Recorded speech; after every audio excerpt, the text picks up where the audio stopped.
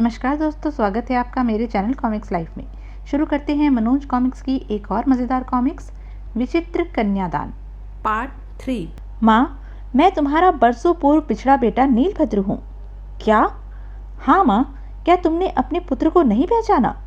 इस बात का क्या प्रमाण है कि तुम ही हमारे बिछड़े हुए पुत्र नीलभद्र हो? इसका प्रमाण तो मेरे पास कोई नहीं है माँ। फिर तुम्हें हमें माँ कहने का साहस कैसे हुआ? यह सुन त्रिलोक पूरी तरह सिरपिटा गया। उसी समय दरबार में विष्णु भगवान प्रकट हुए। महारानी रत्नप्रभा, सत्यता को पहचानो, यह युवक ही तुम्हारा खोया हुआ पुत्र नीलभद्र है। क्षमा करें भगवान, मैं अपने खून को नहीं पहचान पाई थी। रत्नप्रभा ने दौड़कर त्रिलोक को छाती से लगा लिया। उसकी आंखों से आनंदाश्रु बहने लगे। यह देख महारानी रत्नप्रभा, राजा वीरभद्र ने मरते दम तक मेरी आराधना की थी। वह मेरा सच्चा भक्त था, इसलिए उसके बिखरे परिवार को इकट्ठा करने मुझे खुद यहाँ आना पड़ा है। यह कह विष्णु भगवान अंतर ध्यान हो गए। महारानी रत्नप्रभा विष्णु भगवान का कथन सुन हतप्रभ खड़ी रह गई थी। भगवान विष्णु ने कहा था कि महाराज वीरभद्र ने मरते दम तक उनकी आराधना की थी, तो क्या महाराज स्वर्ग सिधार गए? हाँ माँ, पिताजी महाराज स्वर्ग सिधार चुके हैं। उनकी अंत्येष्टि करके मैं यहाँ आया हूँ। ओह माँ! रत्नप्रभा चकराकर बेहोश होकर दरबार में गिर गई। जब उसे होश आया तो उसने स्वयं को अपने शयन कक्ष में लेटा पाया। त्रिलोक उसके पास बैठा था। तुम ठीक तो हो ना माँ? हाँ बेटा, मैं ठीक हूँ। तुम्हारे पिता की मृत्यु का समाचार मैं सहन नहीं कर पाई थी, इसलिए अपने आप को संभाल न सकी। माँ, जिस स्त्री ने मुझे पाल पोसकर बड़ा किया है, मैं उस स्त्री को भी अपने साथ लाया हूँ। मैं उसे भी माँ के समान समझता हूँ। वह स्त्री कहाँ है बेटा? माँ, मैं उन्हें विराट नगर की एक सराय में ठहरा आया था। बेटा, जिस स्त्री ने तुम्हारा पालन पोषण किया है, वह स्त्री मेरे लिए किसी देवी के समान है। मैं अभी रथ भेजकर उस देवी को महल में बुलवाती हूँ। महारानी रत्नप्रभा ने उसी समय रथ भेजकर सराय में ठहरी रधिया को महल में बुलवा लिया। बहन, आज से तुम इस महल में हमारी बहन बनकर रहोगी।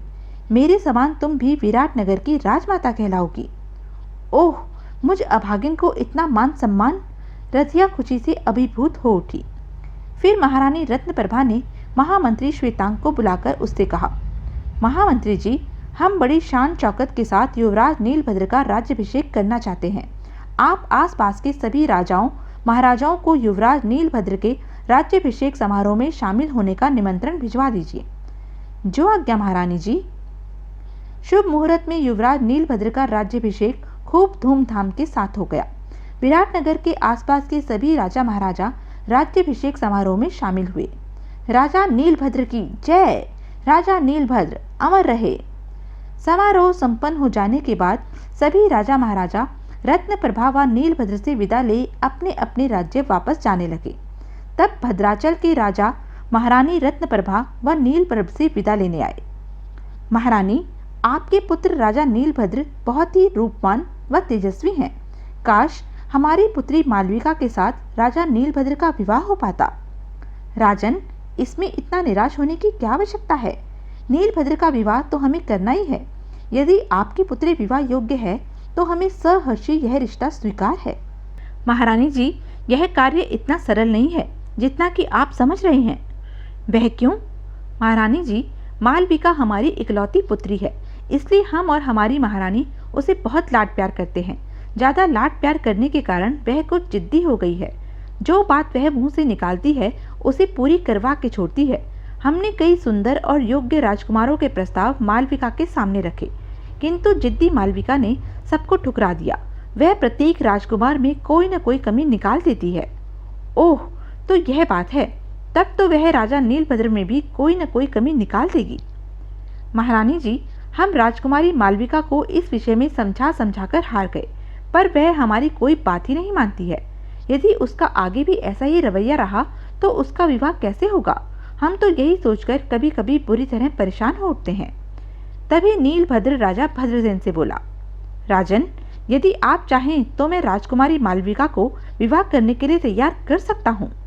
वह कैसे? राजन, इसके लिए आपको वैसा ही करना होगा जैसा मैं आपसे कहूँ। हमें मंजूर है राजन। तब नीलभद्र भद्रसेन को अपनी योजना के बारे में समझाने लगा।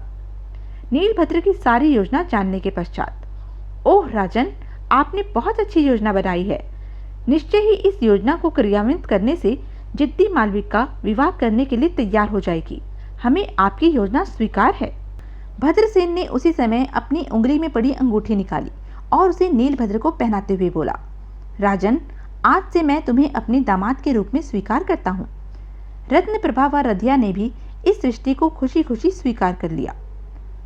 जब भद्रसेन रत्नप्रभा व नीलभद्र से अनुमति ले अपने राज्य जाने लगा। महाराज, आज से 5 दिन पश्चात अमावस्या के दिन राजकुमारी मालविका को उनकी सखियों के साथ सिंह वन में भेजना न भूलिएगा। उसी दिन मैं सिंह वन में अपनी योजना का श्री गणेश करूंगा।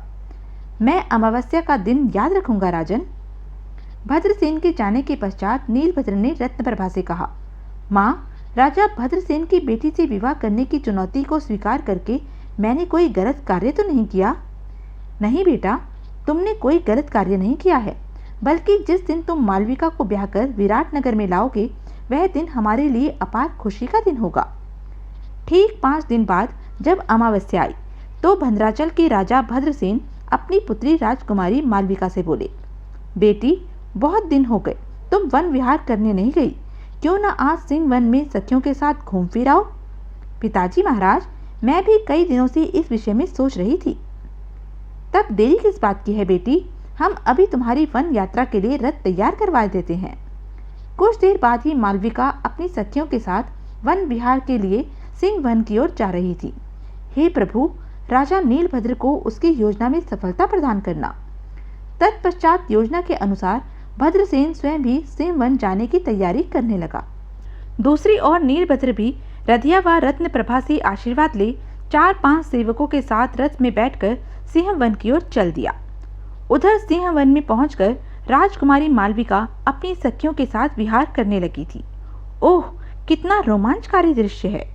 दूसरी ओर नीलभद्र सिंह वन में आ पहुंचा था। वन में पहुंचते ही उसने अपने सेवकों को आदेश दिया, देखो, हमारे पास समय कम है, तुम लोग शीघ्रता से प्रेतों का रूप धर लो। जो आज्ञा महाराज।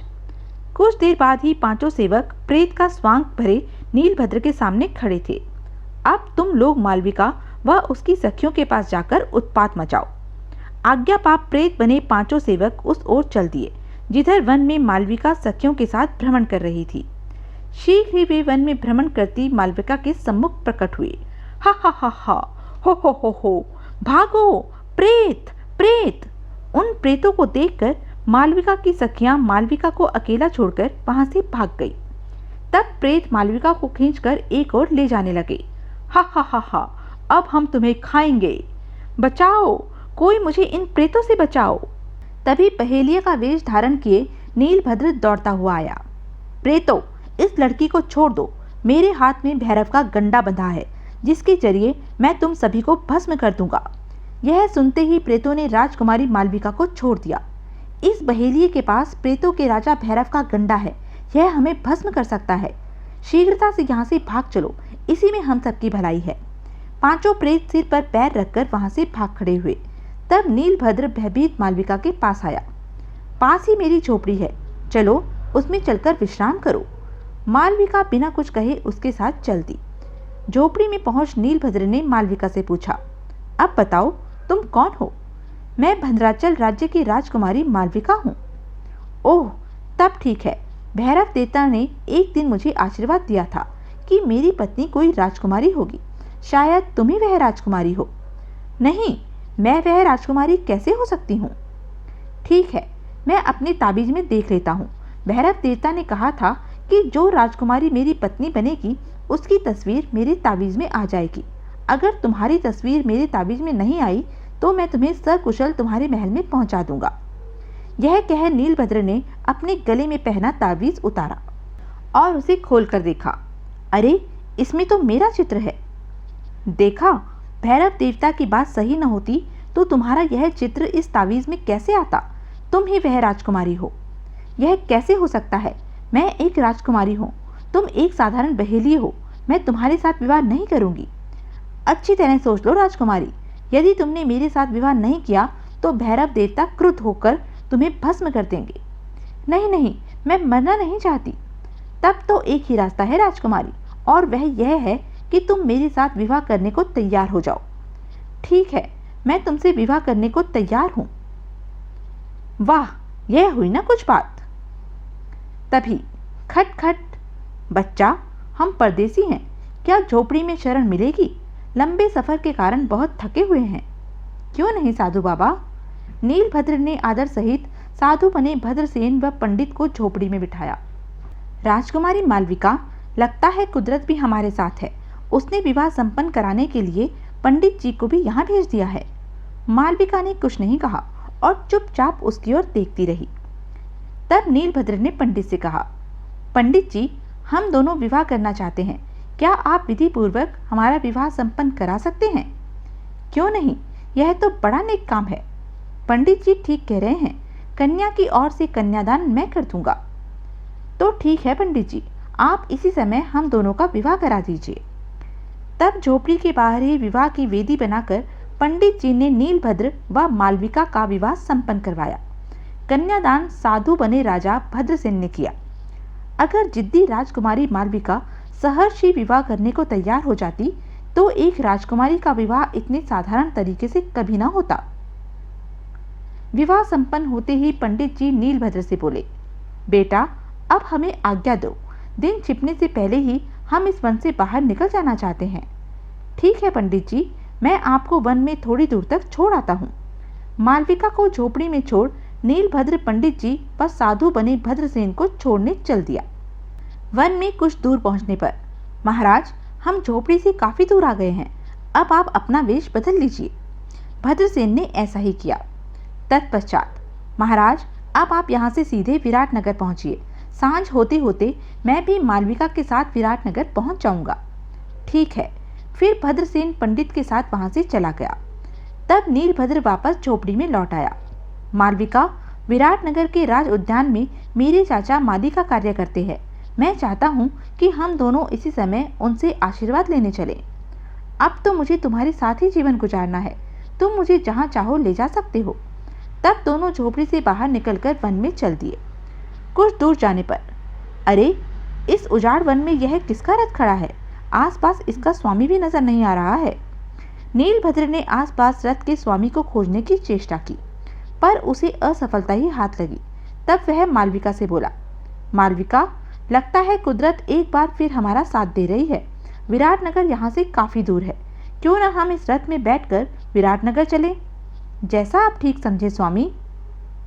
तब मालविका को रथ में बिठा नीलभद्र ने रथ हाँक दिया। बेचारी मालविका को सपने में भी गुमान न होगा कि यह रथ मैं ही यहाँ छोड़कर गया था। सांझ होते होते उनका रथ विराटनगर में जा पहुंचा। नीलभद्र मालविका को राजमहल के राज उद्यान के उस कक्ष में ले गया जो कि खाली पड़ा था। मालविका, चाचा तो कक्ष में नहीं है, मैं उन्हें बुलवाता हूँ, तब तक तुम यहीं बैठो। ठीक है स्वामी। तब नीलभद्र कक्ष से बाहर चला गया। कक्ष से कुछ दूर जाने पर, अब मुझे अपने असली वेश में आकर पुनः मालविका के पास जाना चाहिए। नीलभद्र ने वहीं झाड़ी में पहले ही छिपाए अपने राष्ट्रीय वस्त्र उठाए और उन्हें पुनः पहन कक्ष की ओर चल दिया। इधर जब कक्ष में बैठी बैठी मालविका का जी घबराने लगा तो वह कक्ष से बाहर निकलकर टहलने लगी। तभी, यह कौन इधर आ रहा है? सूरत व वेशभूषा से तो कोई राजा लगता है। लंबे लंबे डग भरता हुआ नीलभद्र उसके सामने आ खड़ा हुआ। सुंदर, अति सुंदर, कौन हो तुम? जी, मैं इस बाग के माली के भतीजे की पत्नी हूँ। क्या, तुम और माली के भतीजे की पत्नी?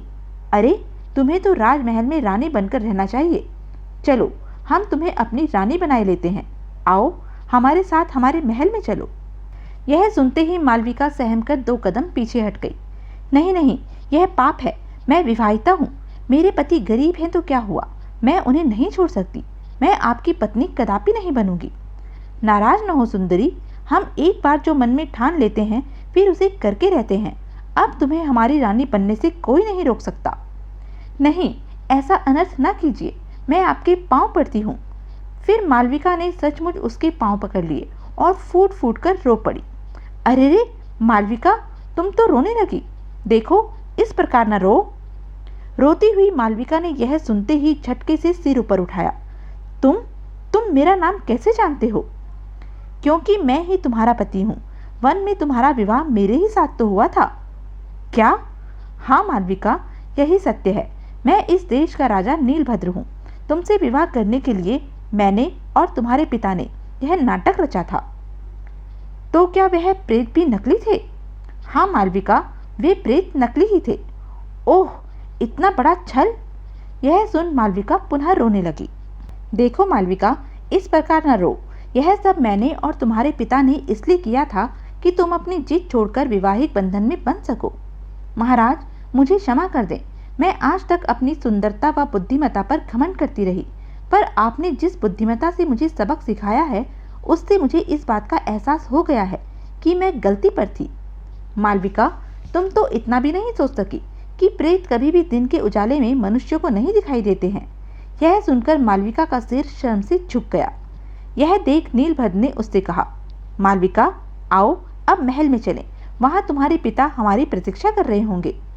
क्या पिताजी महाराज विराटनगर में हैं? हाँ मालविका, चलो अब उनसे चलकर विधिवत आशीर्वाद ले ले। चलिए स्वामी। महल में पहुंचकर मालविका राजा भद्रसेन के सीने से लगकर खूब रोई। मुझे क्षमा कर दीजिए पिताजी, मैंने आपको बहुत दुख दिया है। बेटी, मुझे खुशी तो इस बात की है कि तुमने अपनी गलती स्वीकार कर ली है। तब भद्रसेन मालविका व नीलभद्र को आशीर्वाद दे भद्राचल वापस लौट गया।